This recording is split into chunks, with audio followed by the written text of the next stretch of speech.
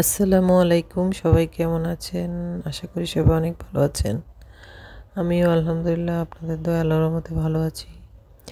দীর্ঘ অনেক দিন, প্রায় 6-7 দিন পর একটা ভিডিও দিচ্ছি, কারণ হঠাৎ করে পা মচকে গিয়ে পায়ে অনেক ব্যথা পেয়েছি, সেজন্য কোনো কাজ করতে পারছি না। তো আমার আম্মাও অসুস্থ, আব্বু আম্মা এসেছে হেল্প করতে, কিন্তু তারা দুইজনেই বয়স হয়েছে, তো অনেক অসুস্থ। তারপরও কিছু করার নাই, বিপদে পড়লে বাবা মাই সবার আগে থাকে।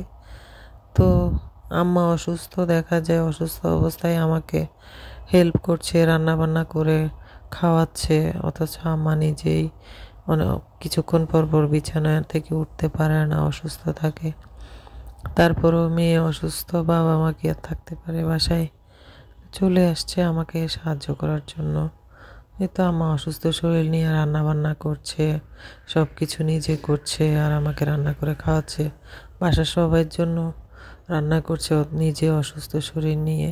তো সবাই আমার আম্মার জন্য, আব্বুর জন্য অনেক দোয়া করবেন, যাতে করে আমার আব্বু আম্মাকে আল্লাহ সবসময় সুস্থ রাখেন, ভালো রাখেন। এই তো দুপুরে রান্না বান্না চলছিল, তো ভাবলাম পেজে অনেক দিন ভিডিও আপলোড করা হয় না, আজকে একটু একটু ক্লিপ নিয়ে আপনাদের সাথে শেয়ার করছি দুপুরের জন্য কি কি রান্না হচ্ছে।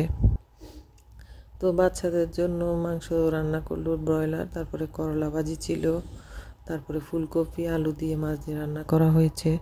তো এখানে আলুর শাক ছিল, আলুর শাক পুঁই শাক একসাথে, আর শুটকি দিয়ে রান্না করা হয়েছে। শুটকি তরকারিটা এত মজা হয়েছিল, দুপুরে আমি শুধু করলা ভাজি আর শুটকি দিয়ে খেয়েছি, এত ভালো লেগেছে। তো রান্নার রেসিপি তেমনভাবে শেয়ার করতে পারিনি, তো সবশেষে শুটকির রেসিপিটা শেয়ার করলাম। আপনারা যারা যারা তেল ছাড়া শুটকি খেতে পছন্দ করেন, তারা আমার আম্মার হাতের এই শুটকির রেসিপিটা ট্রাই করতে পারেন। অল্প অল্প করে নিয়েছিলাম, এই যে এখানে শুটকির জন্য শুটকিটাকে সেদ্ধ করে নিচ্ছিলাম, আর এখানে মসুর ডাল ছিল।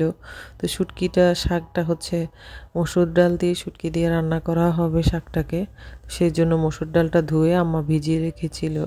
তো এদিকে ফুলকপি তরকারিটা হয়ে আসছে, আর ওইদিকে হচ্ছে পাশের চুলায় শুটকিটা সেদ্ধ দিয়েছি।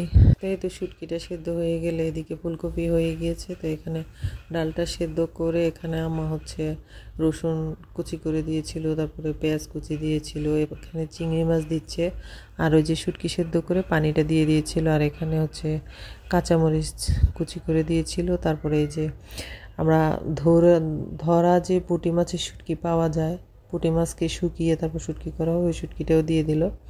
এখন সব কিছু হয়ে গেলে এখানে আলু এবং পুঁই শাক ছিল, এগুলো আমার আব্বুর হাতে লাগানো আলু গাছ এবং পুঁই শাক। তো সব কিছু দিয়ে এখন হচ্ছে শাকটাকে নেড়ে চেড়ে ঢেকে দিয়েছে। তো শুটকি রান্না কমপ্লিট।